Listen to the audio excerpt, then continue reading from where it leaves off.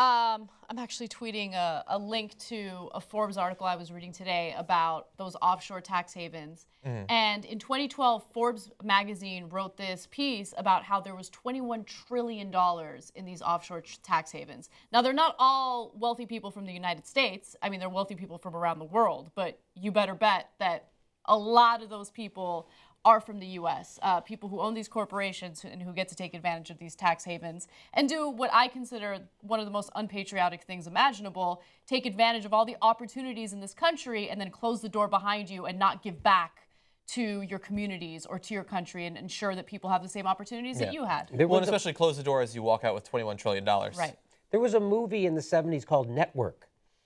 And in that movie, Ned Beatty gives a speech and he's telling the news network anchor that there are no countries anymore. There are only corporations. There's only the country of Exxon. There's only the country, and he starts to list all these corporations, and it's true, right? So these corporations, they don't give a shit about the United States. They don't give a shit about people. All they care about is raising the next quarterly profit so they can get a bonus, so they can get a third house in France, just like Chris Matthews.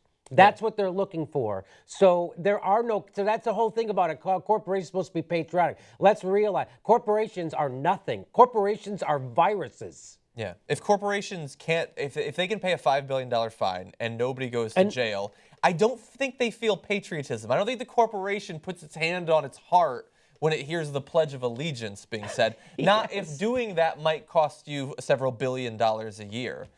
I feel like overall, and we still got more than an hour to go, maybe this will change. I feel like she's been on the defensive for the vast majority of this. And I find the idea of trying to defend to the American people that Wall Street isn't as bad as you've been told it is, that the regulations are really effective. They're going to be great and no one could get away with anything. And campaign corporations don't actually convince anyone of anything or persuade you to change your mind. I think that even for the extremely apathetic American political public, I think that's a hard sell. I don't think that she can do that. They know, they're so mad. They know that they've been bought, the politicians. And for her to say, oh yeah, we get millions of dollars, that's never, ever changed my mind, not ever. Well then, if the people making the $1 million donations are smart people, if they donate millions and millions of dollars, and it never changes anyone's mind, wouldn't they stop donating?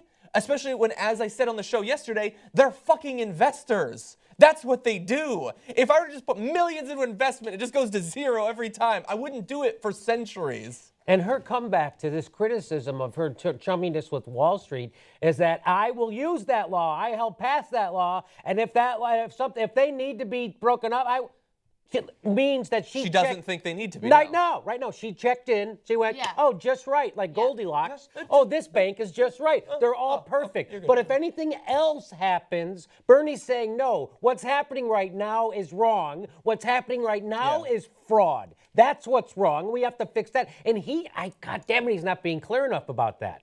I think he's doing a fairly good job. Fairly, but he needs to say, I don't take any money from Wall Street. She does. Do you think it's going to influence her? I do. Yeah, I mean, look, he has said that, right? But I do agree with you in his messaging, right? Or at least your criticisms about his messaging. He's not an aggressive debater. No. It's not in his nature. And a part of me loves that because he's not into the lowbrow politics, but then part of me hates it because when you're dealing with a career politician, an establishment politician like Hillary, who's going to come out swinging like that, who's going to be deceptive in her answers, then you got to fight back, and you got to fight back aggressively because you got to think about the low information voters who don't know the truth, right? Who are seeing these issues for the first time and they don't know. And so you got to fight back. You can't allow her to be convincing in her deception. And he needs to say one time, what kind of things are you going to get done, Hillary? The Iraq War?